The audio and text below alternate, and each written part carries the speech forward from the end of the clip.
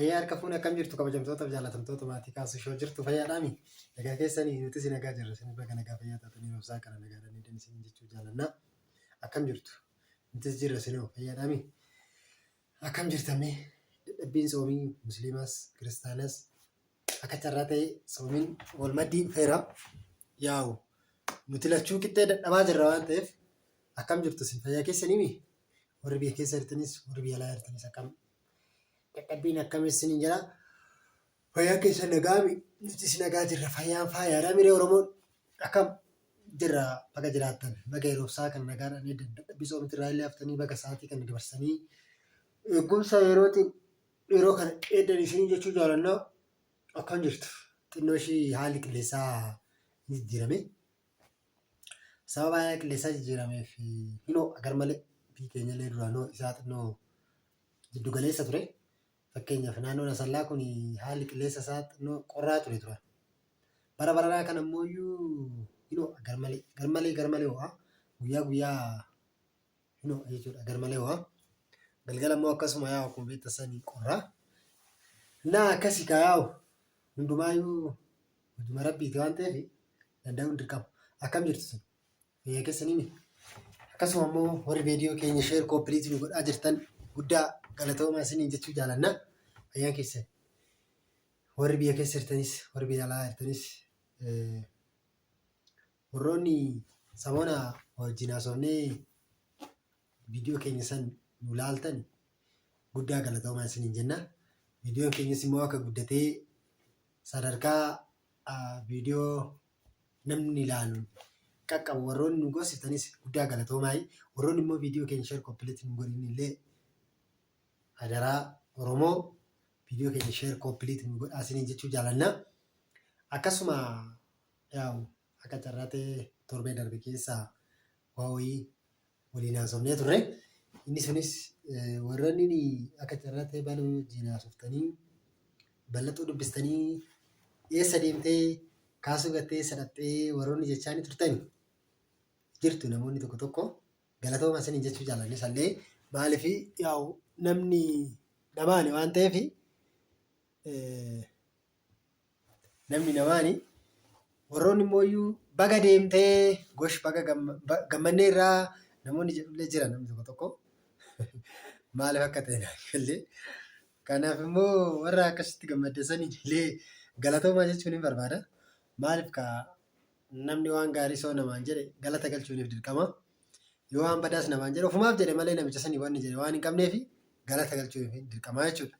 Kanaaf akka seera amantaa kamittuu namni yoo waan badaas siin jedhe waan badaan siin jedhe san shoo jetteetuma fudhachuudha malee lakkeettee namicha sanittis yoo dubbii lolaa yookaan immoo gara dallansuutiin itti deebite hin ta'u jechuudha.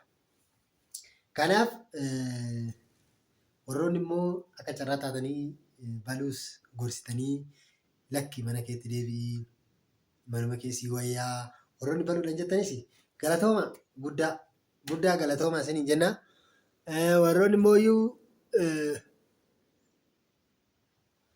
lakki akka namni tokko immoo namoonni fakkeenyaaf warra biyyaa keessa hin jirre malee warri biyya keessa jiru lakki finnee dhufnaa finneetu gara manaatu dhufaa jiin dhufnaa iddoo ishiin jirtu adaraashaa bichaa nuuf kennii namoonni jettanis hin jirtu isinis guddaa galatooma isiniin jenna.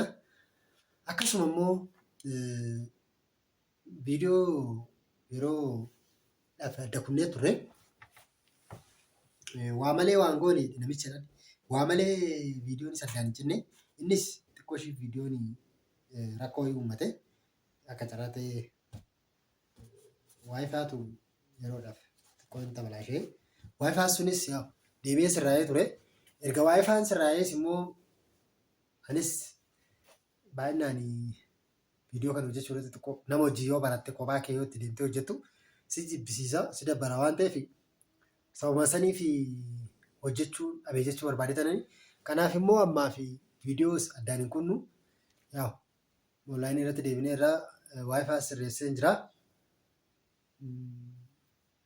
Waayifaa illee sirreessinee irraa inni haasofna jechuu barbaadetanani. Viidiyoo waan tokko waan jiru isin biraan keenya isinis immoo akkasuma viidiyoo keenya sheer kooppiliit duwiitii nu gochuu hin dagatinaa isiniin jechaa Akkasuma immoo soomiin kun soomii jaalalaa, soomii kabajaa, soomii ulfinaa, soomii foon keenyaa, soomii dhiiga keenyaa jajjabeessu hunda keenyaaf haa ta'u.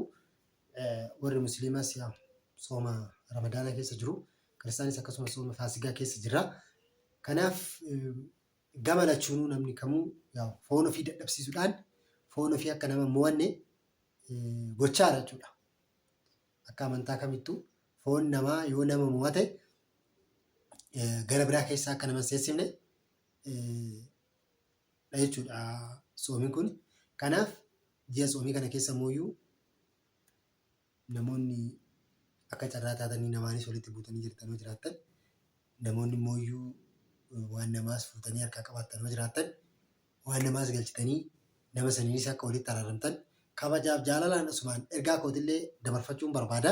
Akkasuma mooyyuu viidiyoon keessan homaa guddachaa hin jiru, bakka sanuma jiraa, maal taatanii viidiyoo keessan jabaadha hojjedhaa yoo warra nu jettani guddaa galatoomaa dhugaa waaqa. Galatoomaa hin hojjennaa viidiyoo amma bakka hojjechaa jirra jechuudha. Kanaaf viidiyoo biraatiin immoo hanga walitti deebinutti horaa bulaa deemanaa galatoomaa hin jedha.